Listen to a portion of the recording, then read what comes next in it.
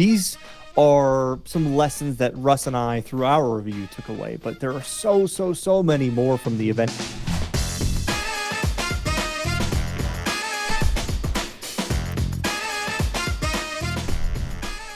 Hi, I'm Russ. And I'm Danny. And this is the Memory Makers Podcast, the show that helps you create amazing customer experiences and make more memories. Memory Makers Podcast. No jingle, really. That's just the backfall default one. Pick your word. I like how you said a jingle and then you followed it with no jingle. No new jingle. No new jingle. Okay. It's just our placeholder jingle.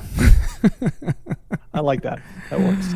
I love it. How are you, man? I'm good.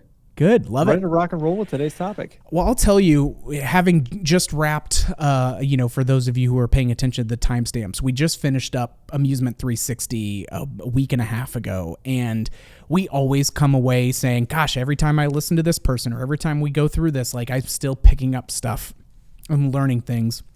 And that was a really great takeaway. And so what I thought we'd do for today's episode is highlight some of the key things that really jumped out at us, that we enjoyed, and things that kind of kept a good either perspective, a good operating tidbit, or just kind of market trends that we were seeing from some of our key folks. So today we're going to be going over the top 5 lessons that Danny and I learned at Amusement 360, and bonus points. Mike can add that in post. Bonus lessons are also included in this. So I'll insert a pause here for sound effect. A few moments later. And now we're good. Excellent. That was a good sound effect. Mike, I'm sure. Mike, for whatever that was. Yeah. I'm going to laugh when he puts in something absolutely ridiculous. Yes, absolutely. And so I'm sure Mike really appreciates me live producing. I'm hearing thoughts of stay in your lane. All right, let's get into it. The first thing that I wanted to start with was a talk that Jerry Merola gave on day 1, and it was focusing on, is now the right time to grow your brand or develop your project? And I always very much enjoy Jerry's outlook on this, because one of his proximity to the financial industry, being on the bank of a major financial institute, as well as working through all of the projects that he has, he's just got such a mind for it. And some of the key takeaways that I had from Jerry's talk was, one, the outlook of our industry is still continuing to be very strong. So that's coming from a number of factors that he highlights, where there's an abundance of funding, both public and private. There's real estate markets that are currently realigning based on retail landscapes for typical, kind of brick and mortar stores for shopping, and things that are realigning. Looking at things that we're seeing in automation and tech advances are really wonderful, and the continuing consumer lifestyle demands that are holding true post-COVID, which is all of that is creating what Jerry calls this perfect storm, where there's great money that's available, there's better opportunities in the real estate market, and the consumer demand is there. So it's really feeding into a lot of great opportunity for those looking to develop their concept. And one of the things that he had gotten into was banks are seeing this high level of excess funds where they need to be reinvesting that, right, where their previous loans, things like that, are returning, very strongly, but they have to, keep their ratios of, well, if we're this is the amount that now we've came in above, so we need to be reinvesting that back into loans and development. And so small businesses and that's going to be a major focus for what they're also trying to work on, which is really fabulous, just because it's not that, oh, we'd like to get into this industry. It's one, they're in this industry, they've seen the returns on it, and they are have this excess amount of funds that have come in from their other investments that they're now saying, great, we have to reinvest this. It's not it's a must for them. I had mentioned briefly, but one of the kind of statistics that Jerry shared that really jumped out at me was in 2025, they're expecting to see the number of brick and mortar retail locations in 2025 be double the amount of closings than there were in 2024. We're seeing this through online e-commerce for regular or more traditional consumer goods and those kinds of things. And so companies just don't need as many actual physical locations. And so as they're closing down certain stores, we've seen a variety of this, whether it was Sears and Macy's and, those kinds of things. But you also have a lot of these mall developments that are being really aggressive in creating these co-op entertainment locations to recreate themselves as a destination for folks to be able to come to. And so the opportunity to have improved tenant negotiations, that you have a better leverage point as a person developing a concept. You're not, having to go through, now don't get me wrong, landlord negotiations and all of that is still, it's not an easy lift, but you have more leverage as a developer now to be able to make that happen. And finally, Jerry really talked about how many markets are very underserved in the COVID fallout. And with that paired with the financial landscape of available capital, as well as the real estate, it's a wonderful time. So I came out of that, especially when we look at the economy as a whole and what's going on with tariffs and what's this and what's that and how does that impact construction and all of these things, to still see a financial expert be extremely optimistic on the growth and the trajectory and the factors that will make that successful. I was wildly enthused. Next up, I want to talk about, for me, what I feel is one of the highlights of Amusement 360, which are the operator interviews. We bring on a successful operator, and they get to share stories about some of the things that they've done well, things they've been successful with, mistakes that they've made, some of the unique pieces they're putting in their business, and all those sorts of things. We did 3 interviews at this event, which was Stephanie Moxley at Pins and Wheels in Austin, Texas. We did Mario Valadez at Conroe's Incredible Pizza in Conroe, Texas. And then Tyler Hauser at Airway Fun Center in Michigan. Now, if you like what you're hearing today with any of these operator interviews or any of the other content that we're sharing, we have another event coming up in September. Make sure you register for that and be in the room. Once again, for those events, we always sell out now. We're at a point where the tickets always sell out. So you want to make sure that you get your ticket before it's too late. So some of the takeaways from those interviews, when we kind of collectively look at all 3, even though there were very different interviews and very different styles of operation, there was a couple interesting themes that we saw. Number 1, for continued growth and success, there needs to be reinvestment in new attractions, in food and beverage, and interior design areas in order to market to the demographic that we want to bring in order to stay relevant with them, in order to keep bringing them back again and again. There's also the idea of active and ongoing training for staff to empower them to do more. We all want to have employees and team members that we feel like, well, they're creative problem solvers, they can go above and beyond, they can do all these things. But if we don't have a program in place where we're intentionally creating that and giving them the skills, we can't be surprised if that doesn't happen. It's not going to happen magically on its own. We need to be intentional. I say the royal we, as leaders within any business, need to be intentional about giving our team the tools for growth. And then one of the other areas that we'll dive into some specific examples for each of them is kind of outside the box approaches to both marketing and to community engagement. So I want to start with Pins and Wheels. So Pins and Wheels was formerly called Skateland Play Center in Austin, Texas, and they had been a roller skating rink for many, many decades. It was a 40-something years, and last year they went through an expansion. They basically doubled the size of their business, and they added in bowling, and they added in a new arcade and food and beverage and a whole bunch of other stuff.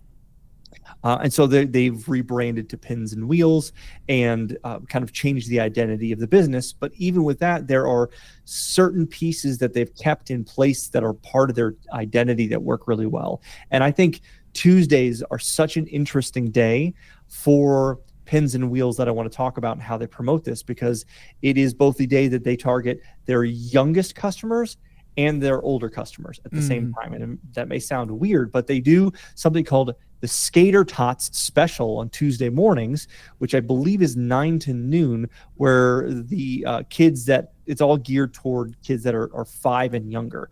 So they want to bring those people in and have that really fun time for the younger kids in that morning to be able to enjoy skating and be with their parents and just have a great time.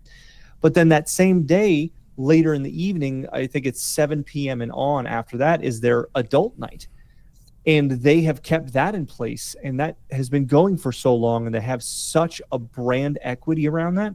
Every Tuesday night, they bring in literally hundreds of adults to do this, to skate, because they have been so intentional about holding on to that and keeping this as a fun place for adults to be.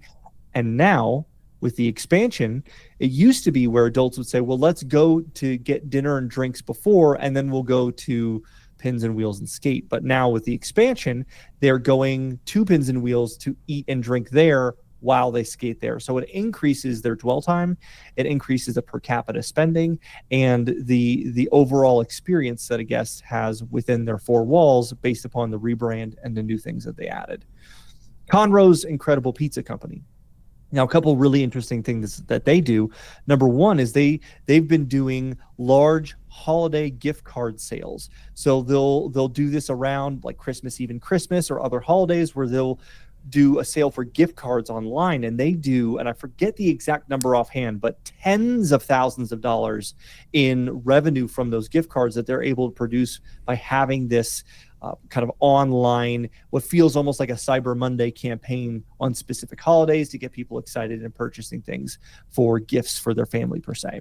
Yeah, they did like 30,000 in their best year of the gift card sales. It was wild, just that amount and getting people excited. And what they did that was interesting was that they weren't really actively promoting it. They did it as this kind of like surprise blitz, kind of a thing. And now it's become a little bit more, anticipated or looked towards, but just unbelievable. I was like, that is an incredible number to be able to pull. Totally incredible things that they do in creative outside the box things. And another one they did for community involvement, they did it with the local mounted police, where they brought in one of the horses and they turned it into a unicorn for a photo op and a breakfast with a princess. And they had a whole event all around that, and they had tons of kids come in for that kind of event. So it's just them getting creative and finding different ways to not only bring in guests, but involve the community and the police in a way that maybe no one would have thought to do that in the past. Yeah, they named it Pepperoni Pony, and they needed to, have that. The pictures are incredible too. I mean, like dyed mane and tail, to really give it that rainbow look, but such a cool thing where, hey, we're already going to do this breakfast with a princess thing, but now they've sponsored this horse and cover costs for it throughout the year as far as some of its feed and everything else. Like, it was just such a cool way of bringing two different communities together and being a part of the overall local landscape. And talking to Tyler Hauser at Airway Fun Center was fun because Tyler is the newest GM there after Mark Weiss had been there for a long, long time and has since retired, and Tyler took over. But he comes from a background of, he started as a front counter employee at Airway Fun Center, and over the years worked his way up and learned more and took on more responsibility. Now he's the GM, and it was exciting hearing some of the things that he learned along his journey and along his path, and how owners are able to listen to what he said to understand how they can empower their own GMs to grow. And so that was an interesting conversation. But when it comes to the community involvement and the way that they have different programs, one is they highlight Employee of the Month on social media. And that sounds like a simple thing, but it gives humanity to the brand, because people can see it's not just Airway Fun Center. There are people that are behind that brand and a part of it, and it helps give them extra recognition. And when someone who sees their friend as Employee of the Month that happens to be on social media, when they post it, it makes recruiting easier, because they might think, oh, that person works there, I know them, maybe I want to check out, are they hiring? Let me look into that. So it makes it easier to bring in new employees as the venue continues growing, or if they need to staff up for the busy seasons, those sorts of things. And then one of the last pieces that I'll share for Airway is they do pancakes and pins on Sunday mornings as one of their programs, where you have an all-you-can bowl and all-you-can-eat pancakes Sundays, 9 a.m. to noon, because a lot of centers, 9 a.m. to noon on Sundays may not be the busiest times, but it brings a lot of people in the door, and it's something that they can count on, and it's a really exciting piece that families can make part of their weekly tradition. Yeah, I always, the operator interviews for me are when you can see the intentionality and the care that the owners have, and then their willingness to share that, and also be very humble, where it's hey, we by all means still have plenty on our list that we're working to try to get right, but that communal sharing of, hey, this is something that works really well for us, and we did it because we wanted to, give back, and we wanted a different way, or seeing things that just kind of organically pop up as folks are trying to be special and intentional to their guests and their staff. It's just awesome. I love those. So, lastly, I want to talk about a talk that Dave Wallace gave, and this was best practices to optimize your project, and was focusing a lot on your kind of planning, what needs to go into it. But in there, he covers a whole slew of different things and some interesting stuff that I pulled from it, that just because I'll typically get these questions when we're talking with someone who's trying to plan and start to get an idea of where and how some of this stuff comes together. It was interesting. He was talking about as you're in the planning phase, when you're trying to get a sense of, hey, with this big expansion like Stephanie Moxley at Pins and Wheels, or with a new location that's being built, what am I going to look to pay for an architect? And he was mentioning that the architectural costs are typically ranging between that 5 to 7% of a project overall, which was great just to have more of a kind of tangible number that was based on a good sample size. He was also mentioning right now that construction to retrofit an existing space is typically running in the 4 to 7 month period, again, depending on how much you're having to do in order to get that space properly suited to your concept. And then ground up builds are taking anywhere from 12 to 18 months for full construction to be done, after you're, starting down that road of the, permitting process and those kinds of things. And those are always helpful just because those are some of the biggest unknowns, is the architectural and the GC, costs and timelines that come along with that. And I thought that those two pieces were helpful just of what we're seeing in the market today.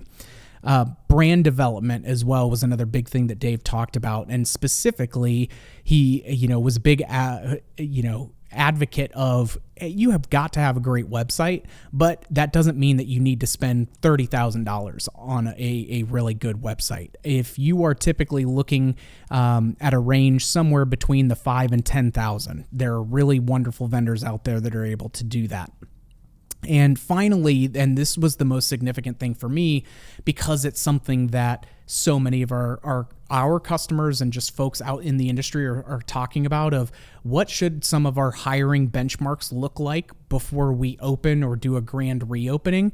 And he was outlining, which I thought was a really, easy to understand piece, was your management should be onboarded up to 12 weeks before you start hiring your hourly staff.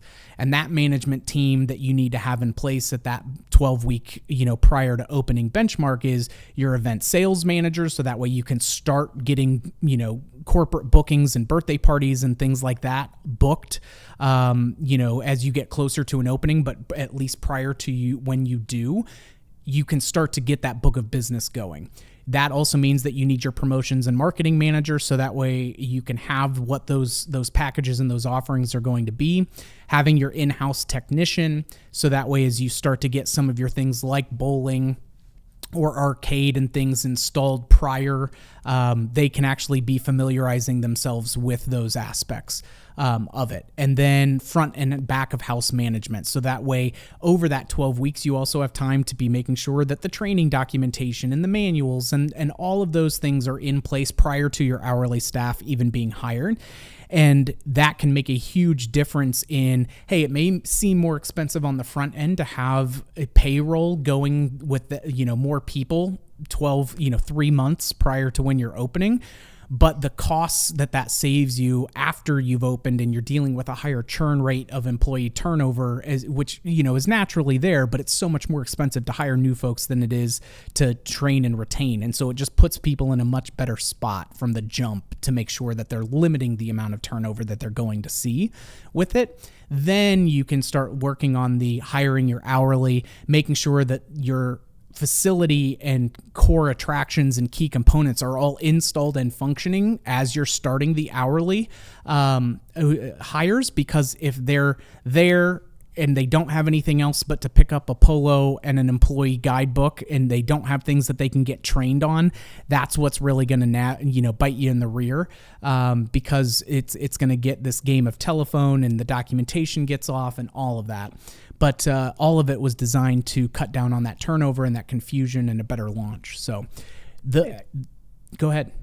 I was just going to add to kind of wrap up this whole piece is that these are some lessons that Russ and I, through our review, took away. But there are so many more from the event. Even within the presentations that we just talked about, everyone's going to find a different nugget for themselves based upon where they are in their business. And so we spent the last, 20 minutes talking about what we felt are some of the biggest ones from those particular pieces. There's so much more. So if you're interested in learning all these things from the guest speakers, the operator interviews, the panel discussions, and everything that happens at Amusement 360, we'll include a link to the website to register for that in the notes section of this episode. And I think that is a good place to wrap up. What do you say, Russ? I love it. We've got more awesome content coming your guys' way through the weekly episodes, so be sure to come back again and see what's coming down the pipe. If you liked what you heard, don't forget to subscribe and leave a review. We always appreciate the 5 stars. Please and thank you. If you've got ideas for future episodes, whether that is guests or topics that we should hit on, follow us on social media, send us a DM. And big shout out to Mikey Mike working the 1s and 2s on the Ultranet for us. And thank you all for joining us, and we'll catch you on the next one, Troublemakers.